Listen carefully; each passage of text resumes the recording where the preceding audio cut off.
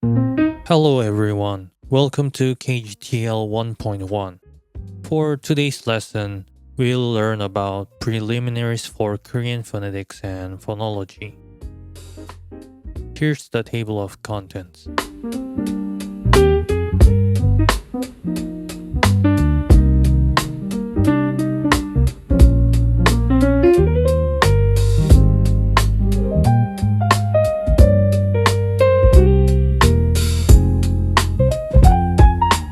A syllable consists of onset, nucleus, and coda. Onset is a syllable initial consonant sound, and coda is a syllable final consonant sound. Nucleus is the most sonorant element in a syllable and typically corresponds to a vowel. Moreover, nucleus is the only obligatory element in a syllable, whereas onset and coda are optional. In addition, rhyme consists of nucleus and coda cannot appear without nucleus.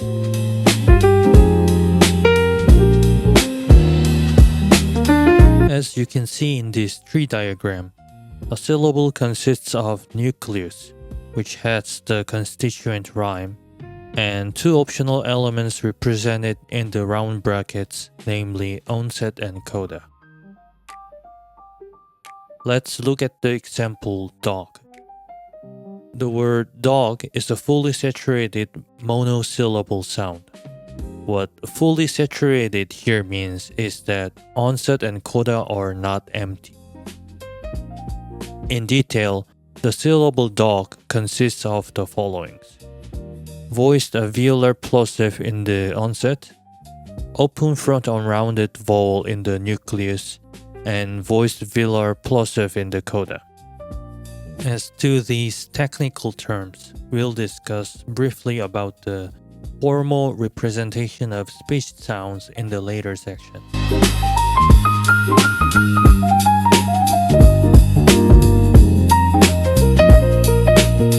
Phonemes are abstract and minimal sound units that serve to distinguish different words.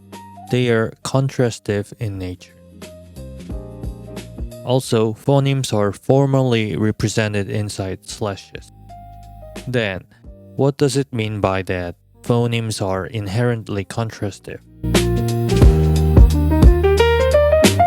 Here's an example to clarify the definition. Apparently, pear and bear contrast with each other not only as real-world entities, but also as words. That is, if you shift the phoneme P to B or vice versa, the word's meaning is completely changed.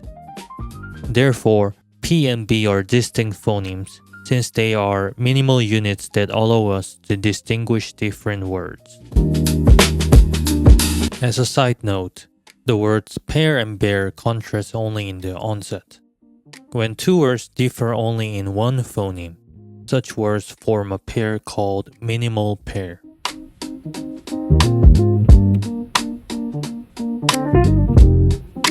While phonemes are abstract sound units that allow us to distinguish words' meaning, on the other hand, phones are physical sound units, the concrete realization of a phoneme in actual speech.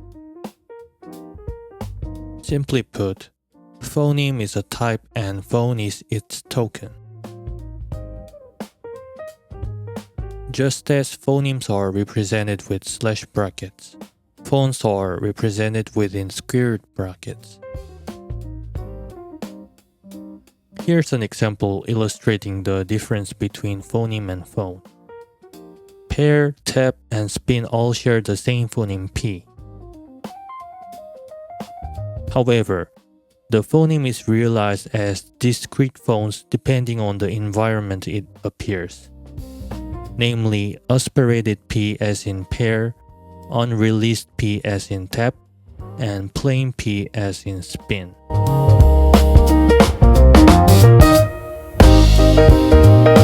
So variant phones of the same phoneme we've just talked about also illustrate the concept of allophone. By definition, allophones are variant phones of the same phoneme. Also, allophones of a phoneme are exhaustively classified into either complementary or free variant. When the distribution of allophones is predictable, then the allophones are complementary. For example, aspirated P and unreleased P are complementary allophones of the same phoneme P.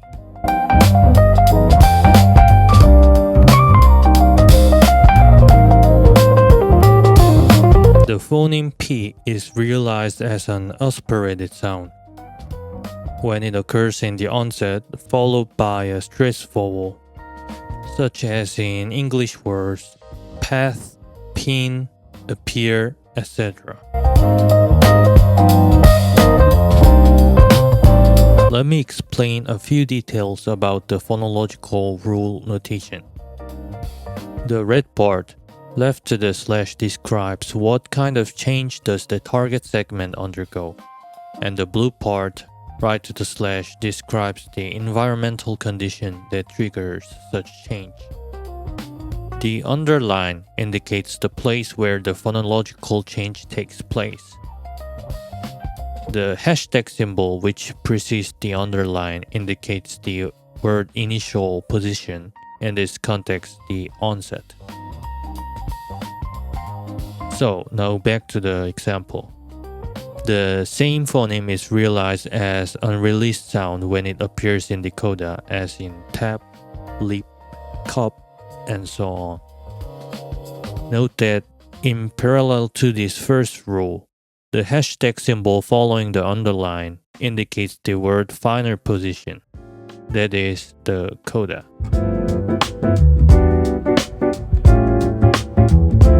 On the other hand, if the distribution is not predictable, then the allophones are free variants of a phoneme.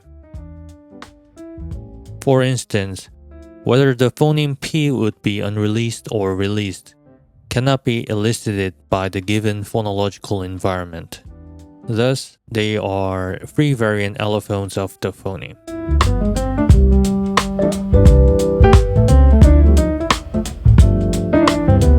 So why is it necessary to know this topic? It is necessary because names designated by technical terms allow us distinguish various pronunciations clearly and also facilitate the comparison between Korean and other languages, including English. For example, the relationship between Korean alphabet mium and the English alphabet M by themselves seems unapparent. However, under phonetics, you can capture the fact that these indicate the same phoneme, namely voiced bilabial nasal. After KGTL 1.2, you will also be able to capture other various generalizations over Korean and English speech sounds. Now let's get back on our track. The components of a phone's name indicate: first, the vocal cord vibrates. Second, two lips are used to produce the sound. Third, the airflow comes out through the nasal cavity when pronouncing this sound. So the name of a phone concerns at least three aspects, that is, voicing, place of articulation, and manner of articulation.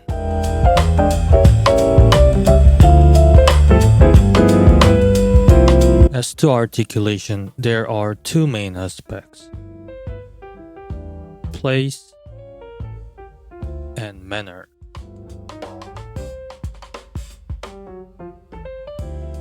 First, place of articulation concerns: where in the vocal tract does the manipulation of airflow occur? The picture on the right shows the location of various articulators in our body. For example, there are terms like bilabial, dental, alveolar, and etc. These terms appear in the second slot of a phone's name, indicating which articulator took the main part in producing a consonant sound.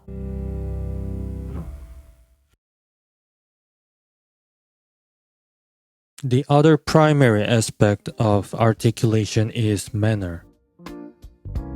Manner of articulation concerns how articulators manipulate airflow in the vocal tract. The image shows the vocal tract. These vocal tracts participate in shaping or obstructing airflow to produce various pitch sounds. For example, plosives are sounds with completely obstructed airflow. Nasals are sounds with airflow coming through the nasal cavity. Fricatives are sounds with continuous turbulent airflow, and so forth.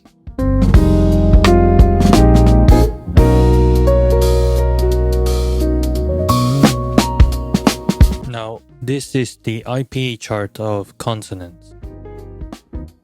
Note that not all of these symbols are used in English and Korean. Nonetheless, you need to understand what information these symbols indicate. Each symbol carries three information we've reviewed, namely voicing and the two aspects of articulation. Voicing concerns the vibration of the vocal cord. If a sound is voiced, that means the vocal cord is not completely open, and the sound produced entails the vocal cord's vibration. You can check the voicing by placing a finger on your throat and pronounce voiceless and voiced consonants in turn. You will notice more significant vibration when pronouncing a voiced consonant. For example, when you compare the words pat and bat, you will notice significant vibration on your finger when pronouncing bat rather than pat. Now returning to the chart, you can identify three basic information of a phone. The green box indicates voicing. In the cell, the symbol on the left is voiceless, whereas the right one is voiced.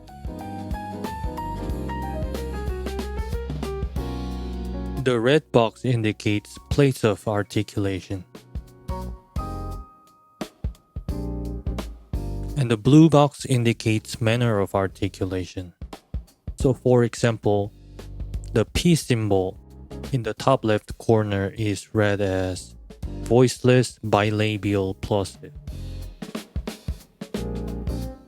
Note that in practice, this naming concerns phones, not phonemes.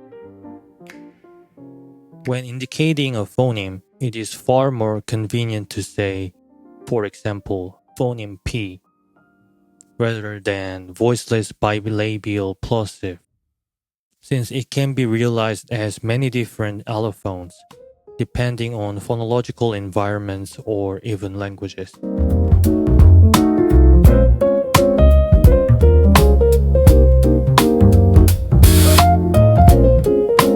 Like consonants, vowels also have three parameters for their label. First, the red box indicates the openness of the mouth. Note that the term open mouth roughly corresponds to a low tongue position and closed mouth to a high tongue position. Second, the blue box indicates backness, which corresponds to the backness of the tongue. And third, the green box indicates the roundness of the lips. Overall, Vowels in IPA symbol at least indicates three aspects, namely openness, backness, and roundness.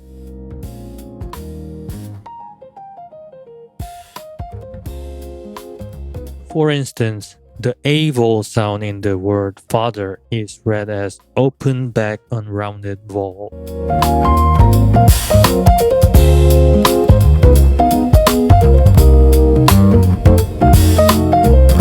For types of romanization, we'll discuss Yale romanization here. There are several types of romanization, including revised romanization of Korean. In the Republic of Korea, this romanization is used in traffic signs, subway information boards, and so on.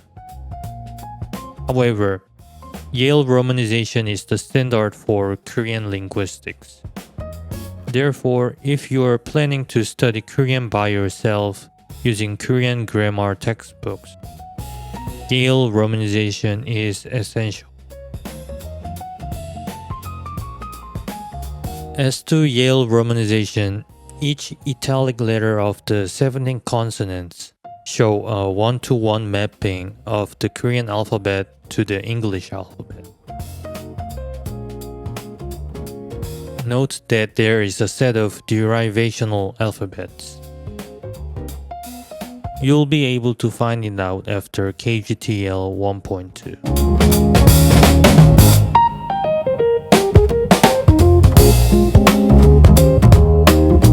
There are also 21 vowels in Korean, and each letter in italic indicates the corresponding Korean vowel phoneme. The same as 13 consonant alphabets. We'll take a look at the classification and details in KGTL 1.2. Just like English, Korean alphabets have their own individual name. The italic letters on the right represent the Yale romanization of the names. Note that the prefix sang in the third column means double in Korean. If you're a keen learner, you might notice that there is a pattern with respect to the labels. This topic will be discussed in the advanced section.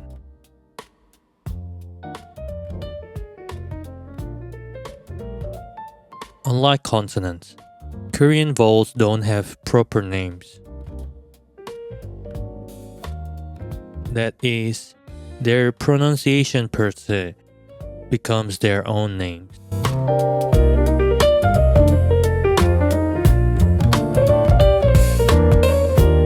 Now here's the summary of today's lesson.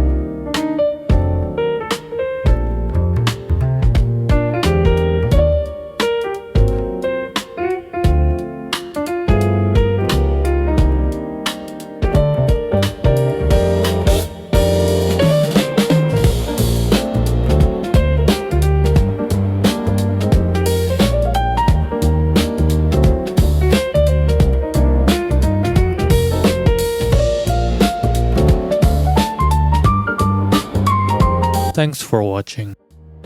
I'll see you in the next lesson.